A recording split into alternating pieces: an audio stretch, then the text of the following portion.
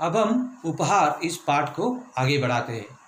हमने देखा कि ऋत्विक के ईमानदारी के कारण उसे परी ने इनाम दिया था। वो इनाम क्या था? वह लाल रंग की मखमली छोटी सी पोटली। अब लाल मखमली पोटली ऋत्विक ने अपनी माँ को दी। उसकी समझ में यह नहीं आया कि उसका बेटा उसे क्या दे रहा है। जब माँ वह पोटली खोलने लगी तब पोटली कई गुना बड़ी हो गई। यानी वह छोटी पोटली जब माँ ने खोली तो वह पोटली बड़ी होने लगी। उसमें से सुंदर सुंदर पुस्तकें बाहर निकल आई और पुस्तकों का ढेर देखकर माँ चकित रह गई। बच्चों, चकित रहना यह मुहावरा है। इसका अर्थ होता है आश्चर्य करना।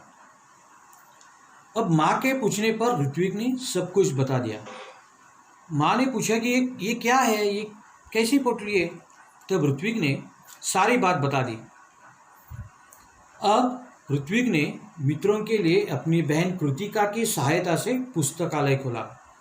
जो पुस्तकें उस पोटली से निकली थी उन पुस्तकों के साथ और अपनी बहन कृतिका की सहायता से, यानी अपनी बहन कृतिका की मदद से एक पुस्तकालय खोला। वहाँ सभी बच्चे आकर अपनी मनपसंद पुस्तकें पढ़ने लगे। उनको पूरा गांव पुस्तक मित्र के नाम से जानने लगा। ऋत्विक के परिवार को या ऋत्विक को पूरा गांव किस नाम से जानने लगा? पुस्तक मित्र के नाम से। बिल्कुल सही। ऋत्विक ने पुस्तकालय को ही अपने जीवन का ध्येय बना लिया। उसका सारा समय पुस्तकों के बीच बीतने लगा। एक दिन पुस्तक पढ़ते पढ़ते ऋत्विक की आंख लग गई। बच्चों, आंख लगना यह भी एक मुहावरा है। इसका अर्थ होता है नींद आ जाना। यानी एक दिन पुस्तक पढ़ते पढ़ते ऋत्विक की आंख लग गई। तो देखता क्या है कि पुस्तकें उससे बातें करने लगी। उससे एक पुस्तक ने पूछा, ऋत्विक, अगर तुम अपने जीवन में बड़े आदमी बनोगे तो क्या तुम हमारा साथ छोड़ दोगे?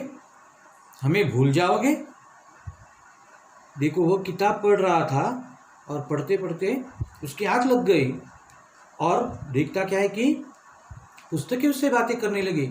उसमें से एक पुस्तक ने ऋत्विक से क्या पूछा? ऋत्विक, अगर तुम अपने जीवन में बड़े आदमी बनोगे तो क्या तुम हमारा साथ छोड़ दोगे? हमें भूल जाओगे? ऋत्विक ने कहा, नहीं नहीं, अब तो तुम ही मेरे साथी हो, मित्र हो। साथी यानी दोस्त, सखा, मित्र।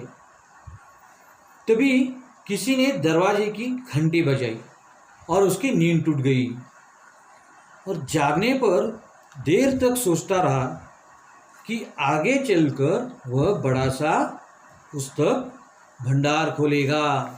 बच्चों, इस प्रकार अगर हम ईमानदारी से काम करते हैं तो हमें ईमानदारी का इनाम ज़रूर मिलता है।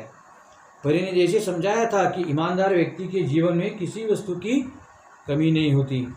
और अगर तुम किसी चीज़ को मन से चाहोगे, उसमें लगन लगाओगे, उसमें रुचि रखोगे तो वो तुम्हारा ध्येय ज़रूर पूर्ण होगा।